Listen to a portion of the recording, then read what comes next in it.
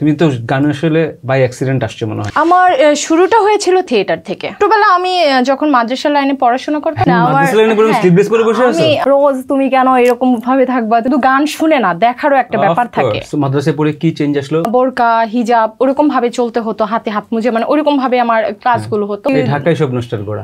সুর দিয়ে পড়তে পড়তে সুরটা ভিতরে চলে আসছে। তখন তুমি মাদ্রাসায় পড়ে কিভাবে এটা সামলাচ্ছো? এই যে এরকম সিথ্রু শাড়ি পরে বসে আছো, কিছু বলবে না তোমার ফ্যামিলিতে?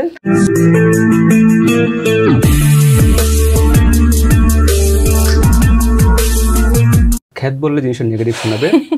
পিড়িতে হেরা তো জ্বালা, আগে যদি জানতাম কালা।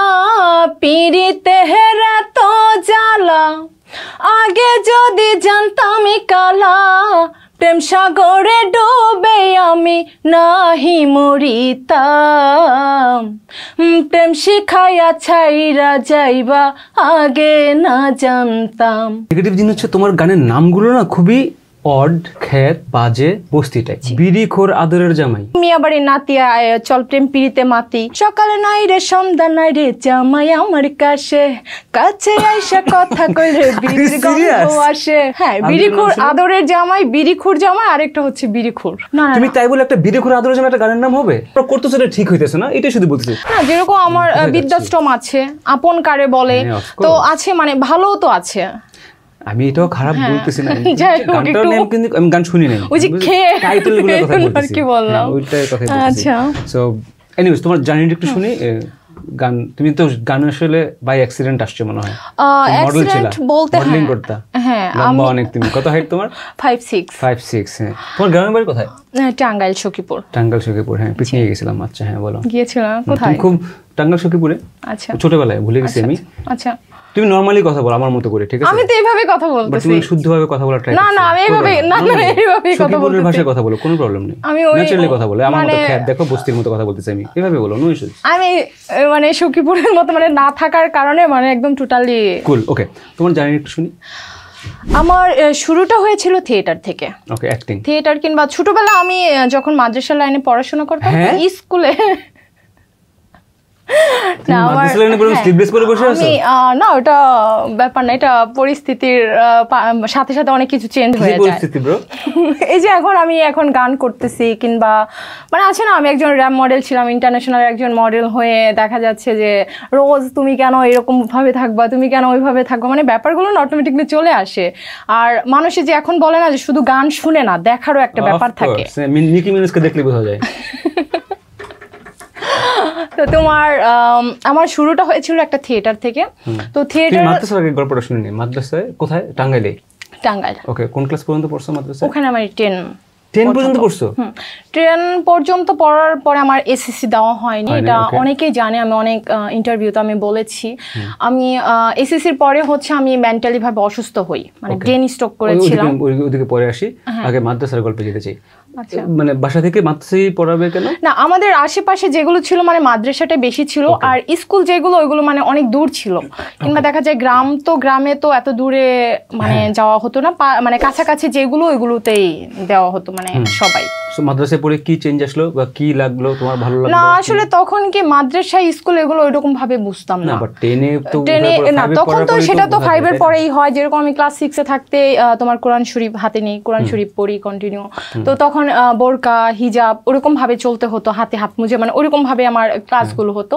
তো স্ক্রিন শো করা যেত না, না ওরকম ভাবেই হতো, চোখ ছাড়া। হ্যাঁ, মানে হিজাবটা চলতো, মানে একদম মেকআপ পরা হতো না, মানে হিজাবটা পরা হতো। ওকে, বলো তারপরে 5 এর পরে তুই বুঝলা যে আচ্ছা। না, তারপরে দেখা যায় কি তখন তো ভালোই লাগতো, গ্রামে যাদের সাথে মিশতাম, কাজিন কিংবা আশেপাশে যারা ছিল, তো সবাই তো তখন একটু ইসলামিক মাইন্ডেড ছিল, কিংবা ওইটা ওইভাবে একসেপ্ট করে নিয়েছিলাম। তো পরবর্তীতে যখন ঢাকায় আসলাম, তো তখন আর কি ঢাকায় সব নষ্ট করা। ঢাকায় আসার পরে আর ছোট থেকে আমার একটু গান কিংবা একটু মডেলিং এগুলোর প্রতি একটু অন্যরকম ভালো লাগা। মাদ্রাসা ছিল না ছোটবেলায়? মাসের টেলিভিশন ছিল তো। হ্যাঁ, দেন দেখতা? হ্যাঁ, নাচানাচি করতা? নাচানাচি কেন জানো, মানে আমি ওই যে গুনগুন করে সবসময় গজল গাইতে থাকতাম। তারপরে মনে হয় সুরটা হচ্ছে কি, মানে কোরআন তেলাওয়াত করলে ওখান থেকে একটা সুর কিন্তু ভিতরে থেকে চলে আসে, আর কোরআন তো তোমার সুরে পড়তে হয়। তো দেখা যায় ছোট থেকে কোরআন শরীফ পড়া হতো, ইসলামিক ম্যাক্সিমাম বই তো তোমার ইসলামিক ছিল। তো দেখা যাচ্ছে ওই সুর দিয়ে পড়তে পড়তে সুরটা ভিতরে চলে আসছিল। তো পরবর্তীতে যখন আমি গানের সাথে মানে হামনাত গাইতাম, তো ঢাকায় আসার পর আমি অনেক টেলিভিশনগুলোতে তখন রমজান আসতো, মানে হামনাতগুলো বেশি গাইতাম তো সবসময়। তো হামনাত গাওয়ার পাশাপাশি আমি এটিএন বাংলা যখন কুইন অফ সাউথ এশিয়াতে, আমি তুমি জানো মেবি যে আমি জানি না, মেবি মাদ্রাসা পড়ে এটা জানি না, তুমি একটু বলছো জানতাম না, গল্প শুনতে চাই আমি। বাট তুমি না জাম্প করতেছো, ডোন্ট জাম্প।